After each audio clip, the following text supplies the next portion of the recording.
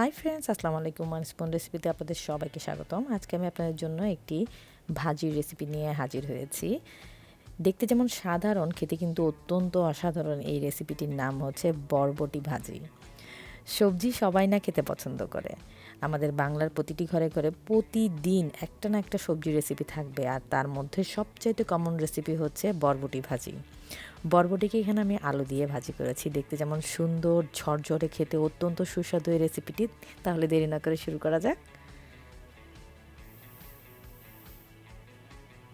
রেসিপিটি তৈরি করার জন্য এখানে আমি একটি প্যান নিয়ে নিয়েছি এবং চুলার আঁচটা লোতে রেখে এখানে আমি এখন তেল দিয়ে দিলাম। এখানে আমি অলিভ অয়েল ব্যবহার করেছি। আপনারা যদি চান যে কোনো ধরনের কুকিং অয়েল এখানে ব্যবহার করতে পারেন।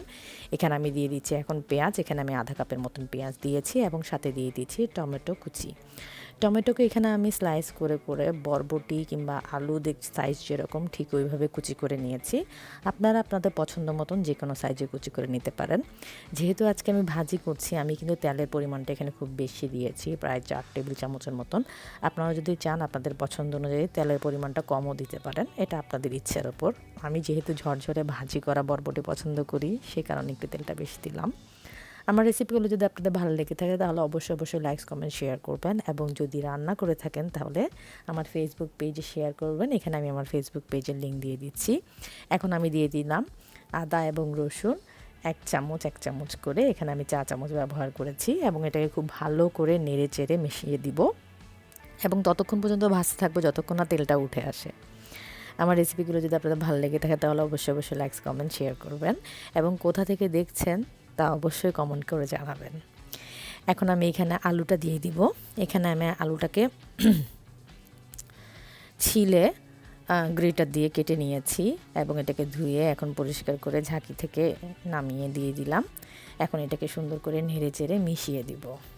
এখানে আমি আলুটাকে, আপনারা যদি চান আলুটাকে হাতেও কুচি করে নিতে পারেন। এখানে যেহেতু আমি আলুটাকে একটু মোটা করে কুচি করেছি, সেখানে আলুটা আগে দিয়ে দিলাম।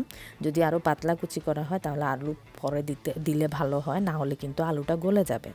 এখন আমি এখানে পরিমাণ মতন লবণ দিয়ে দিচ্ছি, সাথে দিয়ে দিচ্ছি হলুদের গুঁড়ো এবং মরিচের গুঁড়ো।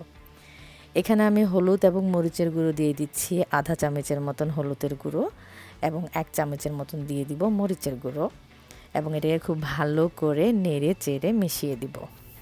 আমার রেসিপিগুলো যদি আপনাদের ভালো লেগে থাকে তাহলে অবশ্যই লাইক, কমেন্ট, শেয়ার করবেন।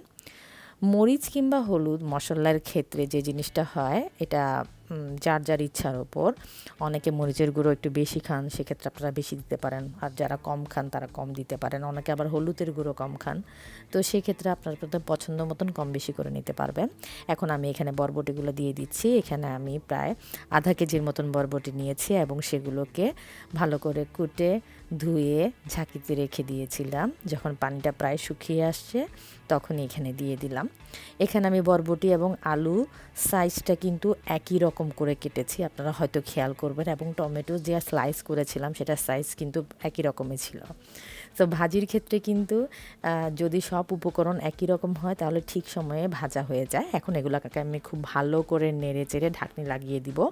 অপেক্ষা করব 20 মিনিটের মতন, যাতে এটা রান্না হয়ে যায়। আমি কিন্তু এখানে কোনো প্রকার পানি ব্যবহার করিনি। 20 মিনিট পর ফেরত আসলাম, দেখুন সবজি থেকে কিন্তু পানি বের হয়ে আসছে। সাধারণত বরবটি সবজি এগুলো যদি বেশিক্ষণ ভিজিয়ে রাখা হয় কিংবা ঝাঁকিতে কম ঝেড়ে নেওয়া হয় তাহলে কিন্তু পানি উঠে। যেহেতু আমি ভাজি করব সেহেতু আমি চাচ্ছি যে পানিটা শুকিয়ে নিতে, এই জন্য আমি আর ঢাকনি ব্যবহার করছি না। ঢাকনি খোলা রাখা অবস্থায় চুলার আঁচটা একটু মিডিয়াম হাইতে দিয়ে এটাকে খুব ভালো করে ভেজে নিব, যাতে পানিটা শুকিয়ে যায়। আশা রাখি আমার আজকের রেসিপি আপনাদের ভালো লেগেছে। ভালো লেগে থাকলে অবশ্যই লাইক, কমেন্ট, শেয়ার করবেন এবং সাবস্ক্রাইব করে আমার পাশে থাকবেন। ব্যাস, আমার রেসিপিটি তৈরি। তাহলে আজকে এই পর্যন্তই। আল্লাহ হাফেজ।